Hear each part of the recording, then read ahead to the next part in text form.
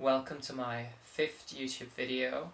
I'm not going to talk a lot now because I'm very excited to share this very scary story with you. As you can see, it is a very Halloween atmosphere here. The story is called The Lady of Hearts. Please watch, listen, and imagine a nightmare.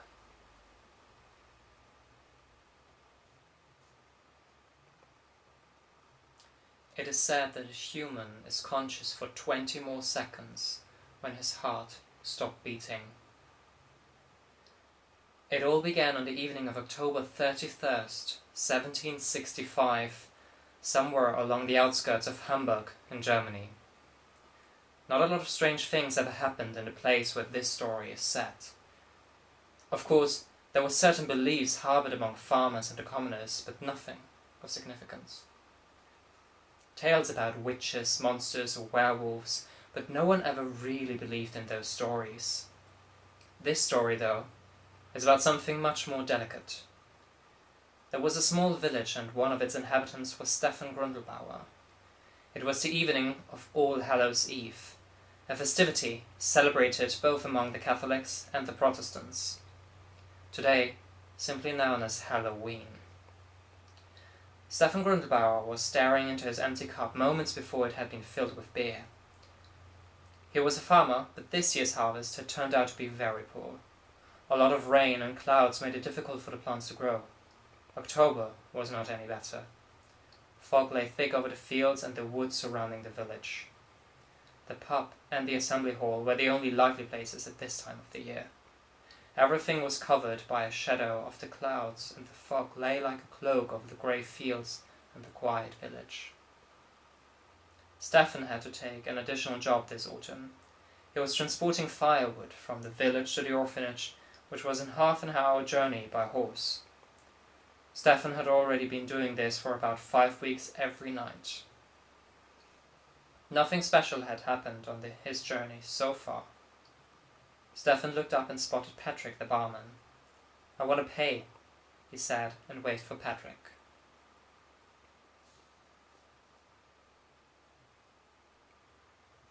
"Are you sure you want to go to the orphanage tonight? Strange things happen on All Hallows' Eve, especially around cemeteries." Stefan threw the coins for the beer on the counter and shakily stood up. He had 5 pence of beer. "I know the stories, but I don't believe in magic." Stefan headed for the door, slightly afraid. That's why he had all the beer. After all, it was All Hallows' Eve, and there is, or should be, a certain respect for the dead as a Protestant. "But do you also know the story about the Lady of the Hearts?" Patrick asked him. Stefan turned around again. "No. What about her?" Patrick looked amused, enjoying Stefan's nervousness. "Sit down again and have another beer." Stefan did not move and looked at Patrick annoyed. "You just want me to buy another one." He headed for the door and Patrick shouted, Okay, wait.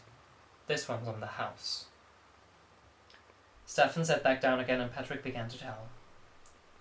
"She was murdered about 100 years ago. Her name was Katharina Hahnen, a Protestant killed in the Counter-Reformation.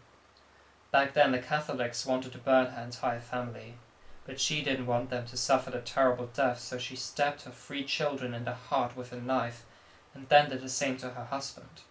However, she could not find the courage to kill herself. Of course, she was found guilty and burned at the stake. It is said, before she died, she swore to avenge her family.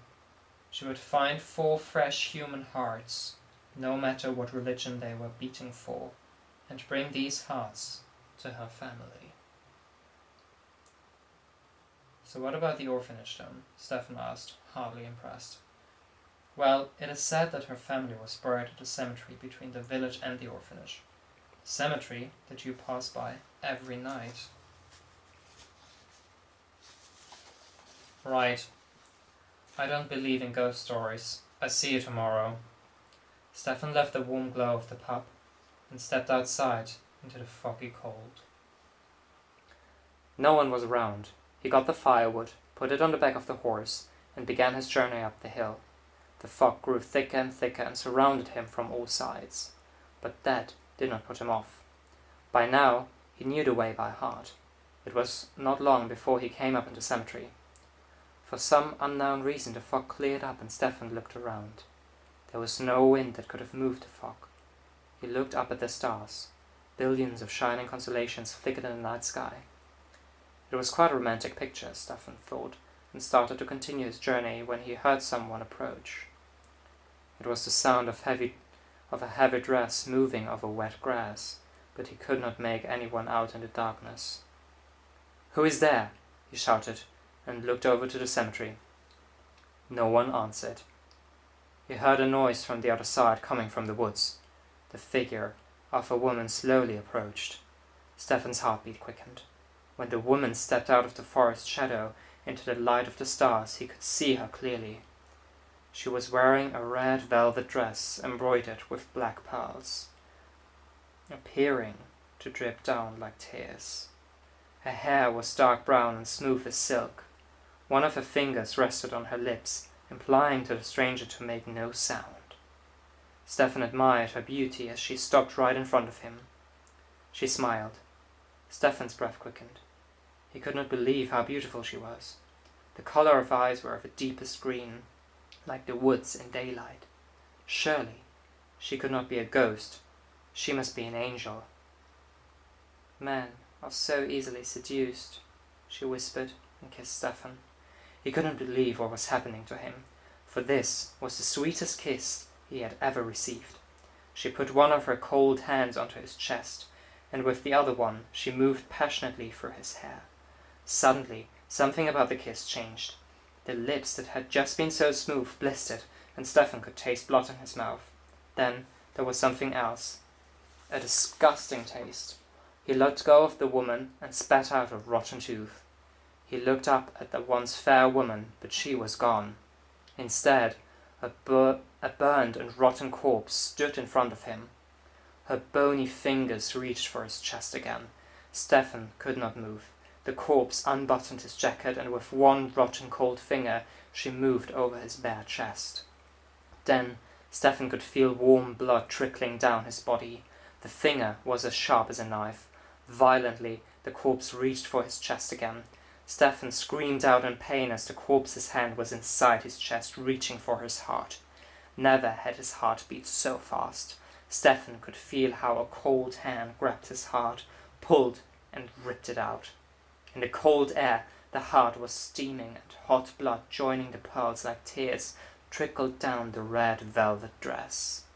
Triumphantly, she held the still uncontrollably throbbing heart in her bony fingers. The stars were reflected in its black blood, making it look grotesquely beautiful. The rotten muscles of the woman's face formed a distorted smile.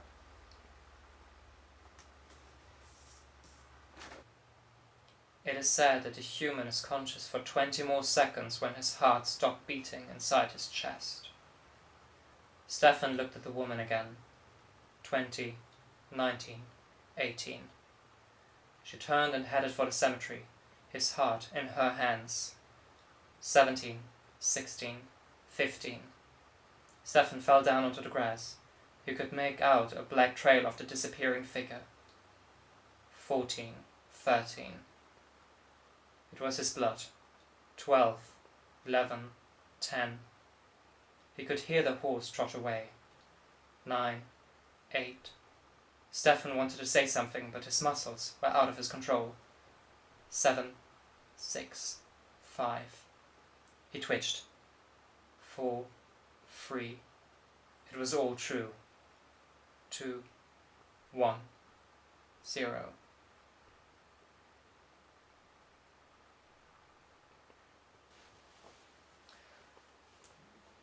My darling followers, I hope you enjoyed my Halloween special.